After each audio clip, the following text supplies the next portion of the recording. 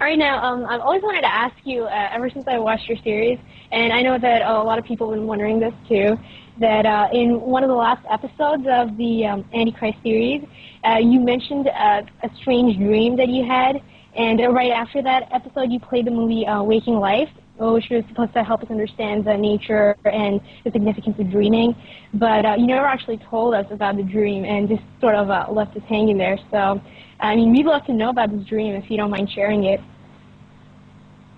Well, let me start off by saying something about dreaming. I mean, the Prophet Muhammad ﷺ said that dreaming was actually the last part of prophecy that would remain with us.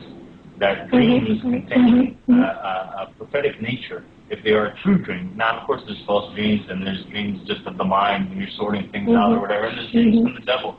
But a true dream has some specific signs to it. And when dreaming, I think people need to pay more attention to them. The dream that I mentioned in the series was it was kind of an intense one. Basically what happened was I dreamt that I was standing on a hill, and from the hill came mountains of just swarms of giant-like people. And these people were destroying mankind, and they were eating everything in front of them. And I knew in the dream that that was Gog and Magog, and I don't want to go into too many details of the dream, but when I woke up, I was completely filled with sweat, and I was completely shaken and scared to my core. And it reminded me of the hadith of the Prophet Muhammad ﷺ, not to compare myself to him in any way, because I'll never even deserve to beat the work of his nail or the sand that he walks on. We know what you mean, come on. Yeah. People out there would trying to say he's a prophet or something. But it reminded me of the hadith about when the Prophet Muhammad ﷺ, when he dreamt of Gog and Magog, the same thing happened to him. He was sweating intensely and so afraid, and I was shaking in fear. And when I woke up and I reviewed the dream, I knew that what I saw was a glimpse of something to come. And I just wanted people to pay more attention to the dreams. I've had a lot of weird dreams over the years, and really, like, a lot of them have guided me in certain points of my life to the point that I am today. And the Prophet taught us to pay attention to our dreams. The Prophet used to love to sit down with the companions, and each of them used to tell their dreams, and he would take pleasure in interpreting the dreams for them, and they would interpret each other's dreams. And I think it's something that people have kind of lost touch with. A lot of people have really lost touch with dreaming. Most people don't even remember the dreams.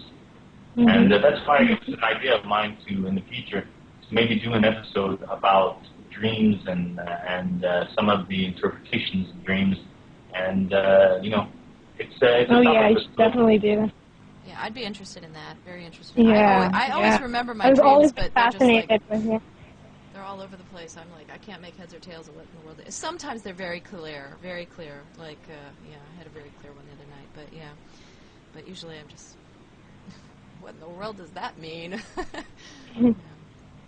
I'll tell you, one of the more memorable dreams that I've had, and I'll share this with you, really, even though I don't share it with a lot of people, but I'll go ahead and do it, is right before I was making the Antichrist Dajjal series. Right before I was like, you know what, God, I am going to target all these Dajjals, and I'm going to expose this Dajjal system, and just do whatever I have to do. I don't care if I lose friends, I don't care if I lose my life, and that's pretty much what happened.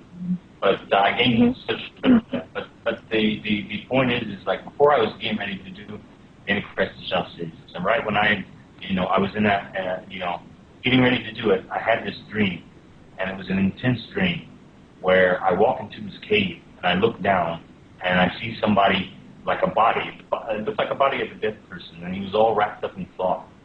And I began to unwrap the cloth off his face, and I looked down, and I knew instantly who it was, and it was Sayyidina Isa, it was Prophet Jesus, the son of Mary. MashaAllah, MashaAllah. So the Prophet, I began to unwrap him, and the first thing that came to mind in my dream, I was like, I'm going to settle this home once and for all. I'm going to unwrap his hands and his legs and look for crucifixion marks. That's just how it played out in the dream. So I began to unwrap the stones, and when I unwrapped them, I didn't find any crucifixion marks. And at that moment, when I came to that realization, the prophet Jesus stood up, he looked at me, and his eyes were full of light, and he opened up a door for me. And the door was filled with light.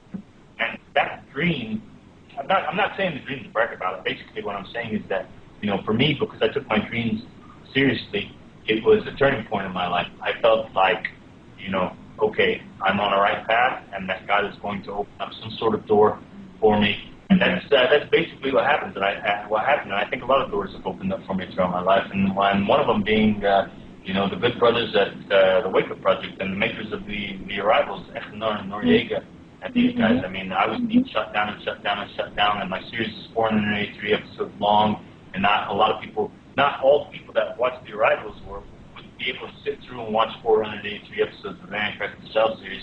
So they were able to magically put together this series that was kind of like a summary, and it had a lot of things plus their own interpretation, knowledge on things, and it served as 20 million views across the world. It's huge. It's huge, and it's really not a lot of people. So, and they're great guys. Actually, I have a funny story for you. When I finally agreed to meet with them, and I went over to Lebanon. It was the first time I was over there, and it was like one of the first days I was there. And, Echnar and Noriega were up in an apartment, and we were parked in Lebanon, and it was me and Freedom to You. And all of a sudden, this guy walks up to the car, right?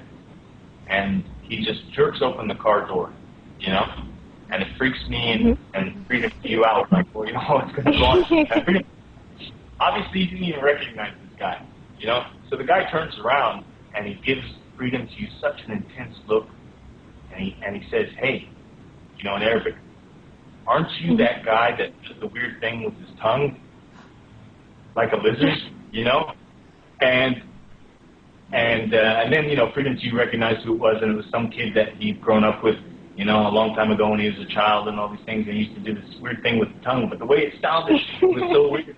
And then, once the guy passed away, you look back at me, and he sees my face, and he's like, no, Abdullah, no, I'm not. Don't do that. So, but yeah, they're great guys, and it's an honor working with them, really. Yeah, they put together the Arrivals is a digestible series for a wider audience. So yeah, it's a blessing that it exists, because certainly it's woken up a lot of people as well. Yeah. All right, well, now the next question is kind of a controversial one, but since the series itself is so controversial, I think it needs to be asked, so I think I'll just go ahead with it. Now, you've discussed the Sunni-Shia conflict in a couple of videos of your series, which obviously is in an effort to reach a common understanding between both the sects, and I applaud you for that, but however, you concluded in one of the episodes that this split occurred in the Ummah sometimes during the events of Karbala after the martyrdom of Imam Hussein, and you mentioned that the Umayyads who later became the Sunni, while the people who opposed the Umayyads are the Shia of today.